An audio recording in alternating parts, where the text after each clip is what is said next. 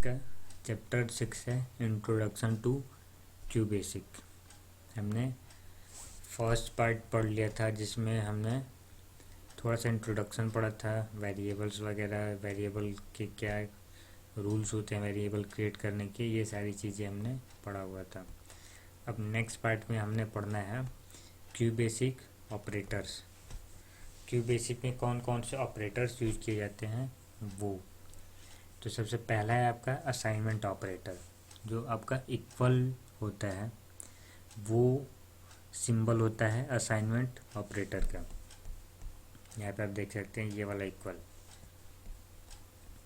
जो इक्वल होता है उसके लेफ्ट साइड में हमेशा वेरिएबल होता है। वेरिएबल मैंने बताया था कि मेमोरी लोकेशन का नाम होता था, मैंने आपको याद हो अगर तो मैंने सेगमेंट बना के दिखाया हुआ था कि हर सेगमेंट का एक अलग अलग एड्रेस होता है।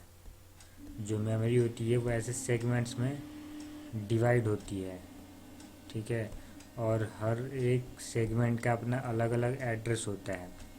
अब मान लो कि अगर वो एड्रेस ऐसे बड़ा सा एड्रेस है, ठीक है, तो उसको याद करना हर एक एड्रेस को मुश्किल है। तो हम क्या करते हैं कि इसके जगह पे कोई एक आसान सा नेम दे देते हैं, जैसे ABC या फिर नंबर 2, नंबर 1, नंबर 3, कुछ भी जो आप याद कर सकते हैं।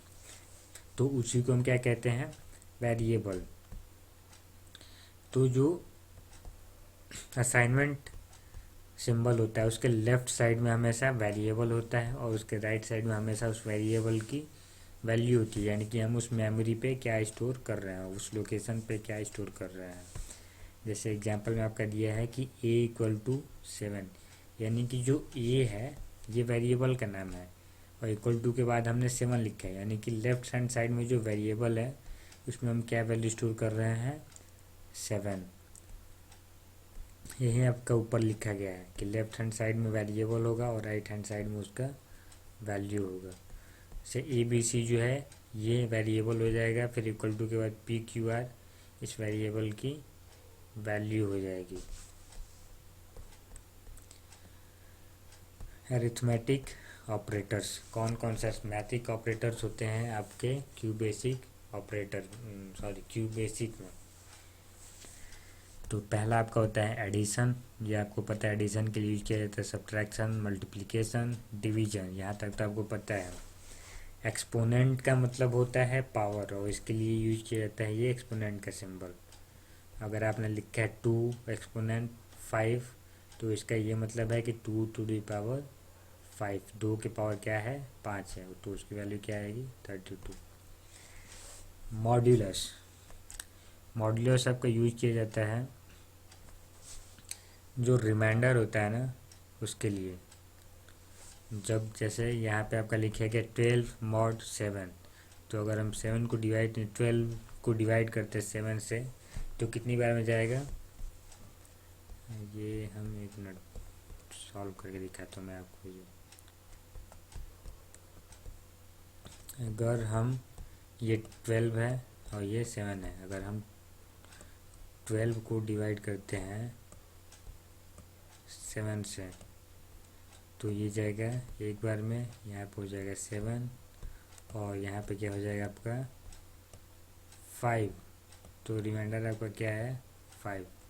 तो जो रिमाइंडर होता है वहीं आपका ये रिटर्न करता है, ये वाला रिटर्न नहीं करता है। ये आपका किस में रिटर्न होगा, ये डिवीजन में रिटर्न होगा।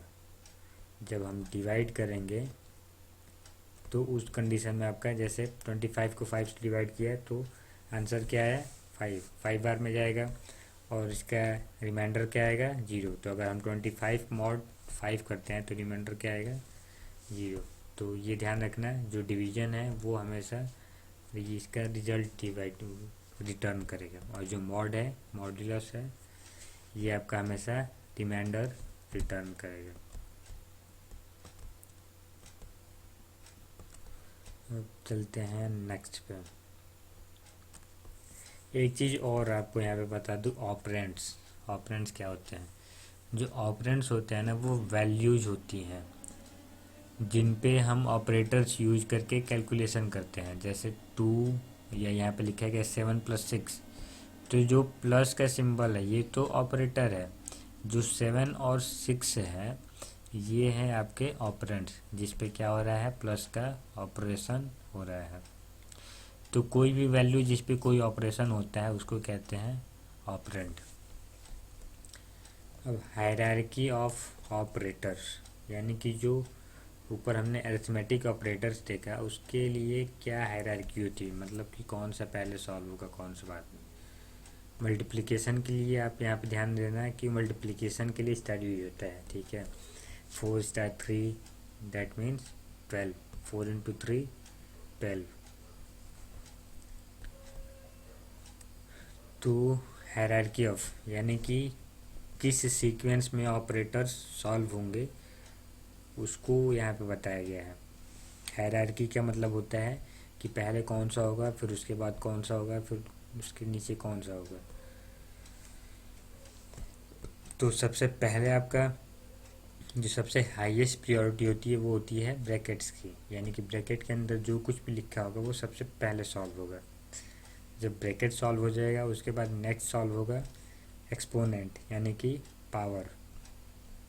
जब पावर वाली वैल्यू सॉल्व हो जाएगी तो उसके बाद डिवीजन और मल्टीप्लिकेशन, इनमें से जो भी पहले आएगा लेफ़्ट से राइट, यानी कि लेफ़्ट से राइट का मतलब है कि अगर हम इधर से इधर की तरफ सॉल्व कर रहे हैं तो पहले जो भी आएगा डिवीजन है या मल्टीप्लिकेशन है वो पहले सॉल्व होगा, उसके बाद जो बच जाएगा उन दोनों में से वो सॉल्व होगा। जब डिवीजन और मल्टीप्लिकेशन ख़त्म हो जाएगा उसके बाद आपका आता है मॉड। मॉड यानी कि जो रिमाइंडर वाला है ये सॉल्व होगा, और जब मॉड भी ख़त्म हो जाएगा उसके बाद आपका सॉल्व होगा प्लस और माइनस में से आपका सिमिलरली जो लेफ़्ट से राइट, यानी कि इधर से जब हम राइट की तरफ सॉल्व करेंगे तो प्लस और माइनस में से जो पहले आएगा वो सॉल्व होगा। जब ख़त्म हो जाएंगे सारे, मान लो कि बस प्लस आ रहा है सबसे पहले तो वो पहले प्लस वाला सॉल्व हो जाएगा, जब प्लस वाले ख़त्म हो जाएंगे तब माइनस वाले सॉल्व होने स्टार्ट होंगे। जैसे यहाँ पे आपका एक एग्जांपल दिया गया है। इस एग्जांपल को हम दोनों तरीके से सॉल्व करके देखते हैं। जैसे अगर हम कोई ऑर्डर फॉलो नहीं करते हैं, ठीक है, तो यहाँ पे क्या है 4 प्लस अब 6 माइनस 2 क्या हो जाएगा आपका 4, और फिर स्टार यानी कि मल्टीप्लिकेशन और 3, तो 4 प्लस 4 8, 8 और प्लस 8 और इंटू 3 कितना हो जाएगा 24। जब ये आंसर आपका क्या आ रहा है 16, तो हमारा जो आंसर है ये गलत हो जाएगा, ठीक है, क्योंकि हमने यहाँ पे कोई ऑर्डर फॉलो नहीं करना है किया है। अब हमें यहाँ पे क्या करना है ऑर्डर फॉलो करना है। जब हम ऑर्डर फॉलो करेंगे तभी हमारा जो रिजल्ट आएगा वो सही माना जाएगा। जैसे मैथमेटिक्स में बोर्ड मास फॉलो करते हैं ना, वैसे ही आपको यहाँ पे भी करना है। पहले ब्रैकेट्स होगा। अब यहाँ पे बोर्ड में से थोड़ा सा अलग है क्योंकि उसमें तो मल्टीप्लिकेशन डिवीजन का भी अलग अलग ऑर्डर होता है। इसमें मल्टीप्लिकेशन और डिवीजन जो पहले आएगा लेफ़्ट से राइट में वो पहले सॉल्व होगा। तो यहाँ पे हम ऑर्डर अगर रूल्स को फॉलो करते हुए सॉल्व करते हैं तो हमारा क्या हो जाएगा, पहले ब्रैकेट सॉल्व होगा तो 4 प्लस 6 माइनस 2 4, और उसके बाद मल्टीप्लिकेशन ऑफ 3। अब यहाँ पे अगर देखा जाए तो लेफ़्ट से राइट में अब यहाँ पे डिवीजन है नहीं, बस मल्टीप्लिकेशन है, तो मल्टीप्लिकेशन हो गया पहले क्योंकि इसकी प्रायोरिटी प्लस से ज़्यादा है। तो 4 इंटू 3 12, तो 4 ये ऐसे ही रहेगा और प्लस में यहाँ पे हो जाएगा 12, तो 12 प्लस 4 कितना हो जाएगा 16, और आपका रिजल्ट क्या आया है 16। तो ये जो आपका रिजल्ट है वो सही हो जाएगा।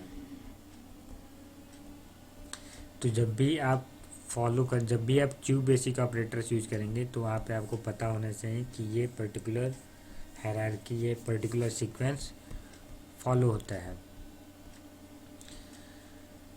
रिलेशनल ऑपरेटर्स, जब भी कोई कंपैरिजन करना हो दो वैल्यूज में या दो से ज़्यादा वैल्यूज में, तो उस कंडीशन में आपका क्या यूज़ किया जाता है, रिलेशनल ऑपरेटर यूज किया जाता है। ये आपके लॉजिकल वैल्यू रिटर्न करते हैं, यानी कि या तो 1 या फिर 0, यानी कि या तो ट्रू होगा या फिर फॉल्स होगा। जैसे इक्वल, अगर हम टेस्ट कर रहे हैं मान लो यहाँ पे कि 8 = 8, अगर ये ट्रू होगा तो क्या होगा, 1 आएगा, और अगर ये फॉल्स होगा तो क्या आएगा, 0 आएगा।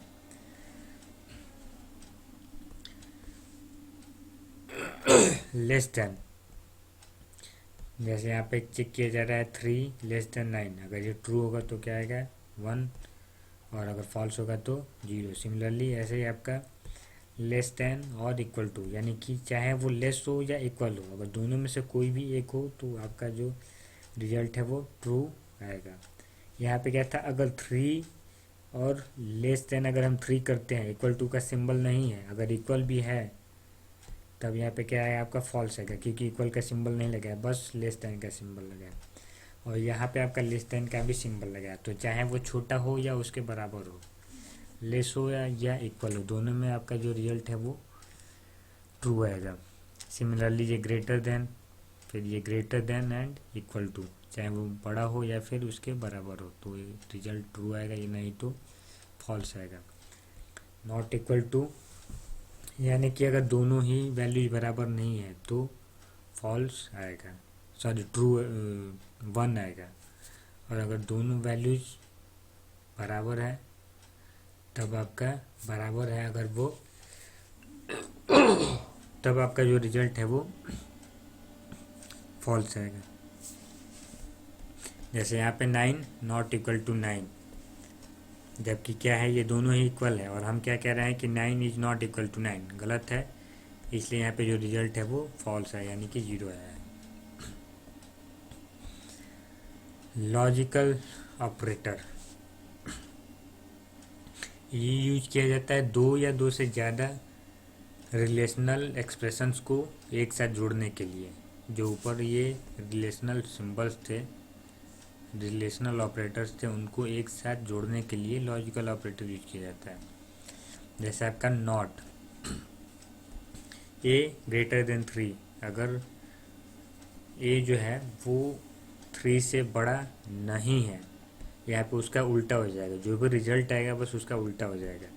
यानी कि अगर मान लो A की वैल्यू 4 है तो ये कंडीशन क्या है, ट्रू है, ट्रू का उल्टा क्या हो जाएगा, फॉल्स, तब आपका यहाँ पे क्या आएगा, ट्रू आएगा।